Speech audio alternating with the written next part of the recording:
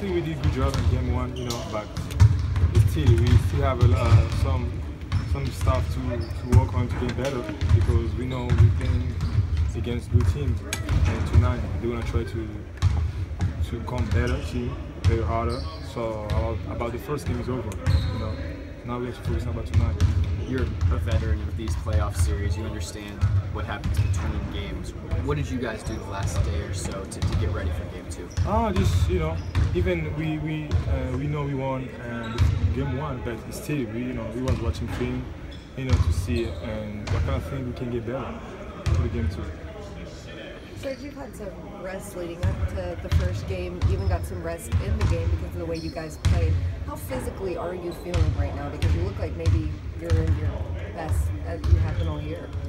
Well, right now is a playoff, you know.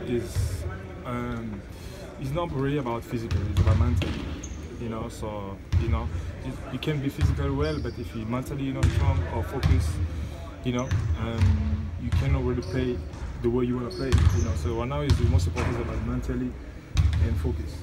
As a team, do you feel like you guys are mentally focused and on the same page more so than? Excuse me?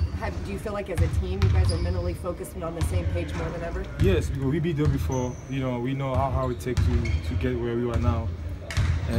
Especially after we lost last year, we didn't make playoff. You know, so we know how important is this moment right now for us. Billy Donovan said yesterday, Serge, that when you play at the level you did, as engaged and as active, especially defensively, you guys are really tough to beat. Do you agree with that? You tell me. I agree with that. Okay, thank you then. You've guarded Dirk many times over the years.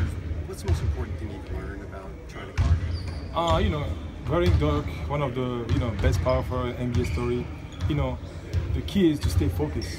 You know, to stay focused. You know, not get distracted. And also, you know, you have to know he's gonna make some tough shot because he's so good. He's gonna still make some tough shot. He's gonna get called from the referee. You know, so and you know you gotta stay on your zone. You know, try to do the best you can to make him take some tough shot because he's gonna make it. When you say distraction, what kind of thing could? Oh, you know, like if you're in a game, sometime you try to worry about the offense or about the calls or about you not having ball or no, you're not making a shot. Those kind of things. Did you notice him getting frustrated in game one? It seemed like he got quite frustrated. I was not really focusing on that. You know, I was focusing on doing my job and help my team. What did you like about game one, specifically defensively? We came out with a lot of energy, made a lot of mistakes, but because of the energy, I was able to make up for it. Some of that may have just been playoffs finally here. How do you keep that going even if you get a 1-0, 2-0, 3-0 lead in the series? Try and stay humble, man. You can't think that you're all that after game one. It's a 4-game series. 4 wins you have to get into a really good team. So you have to just come in level-headed and try and repeat the same thing every night. If they go with Zaza to start tonight, how different is that than Mesri for you? It'll just mean that he could shoot a little bit, so I don't know, he'll most likely pop a little bit more, but other than that, the main plays are for Dirk and all the other scorers, really. Those guys are just control the flow of the game and stuff like that, so it doesn't change much. Is he more physical than Mesri is? Yeah, he's a big boy, mate. See this head? Such a big head. It's awesome. Straight up. You said. Because they mocked me for having a big head. Do they? Yeah. We don't. Huh? You guys don't? We don't do that. That's nice. My teammate. You said that the energy covered up for a lot of mistakes. Is that what you said Yeah. earlier? What in particular? Oh, so like say the pick and roll, they get a miscommunication, they end up coming downhill. Everyone's on the same page, energy, we just rotate really quickly, and that gets the window for them to actually capitalize off their mistake is like really small because of their energy and speed, and that's all that is. You guys have talked a lot about putting that game one behind you. Is that your biggest concern going into tonight? Is that maybe you hang on to that? No, I mean, it's over. We already know what happened. We won, so now it's time to try and get another one. There's no point us trying to live off that one. It doesn't do anything. A lot of guys talked about how the preparation from the coaching staff was a huge key in the win in game one. What's happened now the last day or so in terms of the preparation here, filming on the court, getting ready for game two? Same thing. They took exactly the same approach, and just trying to really prepare us for just different changes that they might do, trick plays, all that sort of stuff. So coaches have been doing a hell of a job, man. Yeah, they've been working for a long time, man, and long nights. So yeah, appreciate them a lot. Can you give like a specific example of something the coaches did that worked, or you say they did a good job? One thing was it was on both our ends. It was just mainly because obviously we show on Dirk, but it was just mainly taking away some other of their counters to like those plays. So for instance, he never got a 3-up last game, which is like amazing, which is really good for us. So yeah, just stuff like that, taking out their main players to take shots that they don't really want to take. That's pretty much what the coaching staff did. What's it like when you got a guy like Kevin Durant who could guard Dirk, but last game he was guarding Berea at times. Yeah. He can go from 5'8" guy to a 7-foot guy. He can guard them all. Yeah. Well, what are you asking? Like, what's it like? How beneficial is that to have a guy like Kevin that can do that?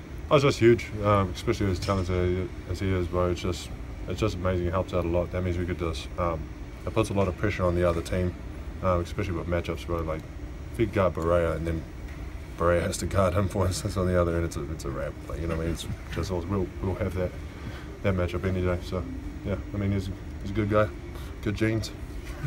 When you talked before the playoffs about the responsibility you felt just in that starting role for the first time in the playoffs to make sure everybody's on the same page defensively after a game, how much more comfortable do you feel? Feel pretty. I don't want to say comfortable, but it's just I feel okay with what I've been doing and making sure on defensive end. But yeah, I just got to make sure that I come in, do the same thing tonight. Energy, communication, and all that, and try and sniff out their plays. You seem to enjoy Ennis's Euro step move off the bench. He Oh says my goodness. He says you've got a good one. You Huh? gonna use it at all? He said you got a good one too. My mine's like a practice one, so I only do it in practice. Like his one's in game, I ain't swinging at the knees yet, so he can do that stuff. You talked a lot about the importance of staying focused, and now after such a big win, how important is that focus and mental preparation? Oh, it's huge. That really determines if you win or not. If you don't come in with that high peak of focus, then you're going to make mistakes, and the team who makes the most mistakes will lose. That's what it comes down to. Even like 2 mistakes, they'll cost you the game. So that's why it's so important to come in with keeping level-headed and locking in on the game plan. Really, yeah, trying to keep emotional regulation on it. Whether he starts or not, Mesri will play a lot tonight. Did you know much about him before you guys faced him this year? Nah, he just came out of nowhere. I don't know. Do you know him? We didn't know much. I'm from Dallas. We didn't know much about him either. He's from Tunisia, but kind of an interesting dude. Yeah. He talks a lot on the court. Is there actual conversation, or is he just kind of? No, he seems kind of like an emotional dude. Like that's how he kind of gets going, just talking stuff and yeah, doing some weird stuff. Yeah, I mean, that's his thing. To you or? Oh yeah, to me, but like I can't understand him, mate. he can't understand me, so. Okay. So, it's redundant. It's trash talk. You're not speaking English? No, well, people can't really understand me either, so who cares? Honestly, our trash talk will be the worst. Everyone's like, what do these guys say? Just to each other. It'll be weird. But yeah.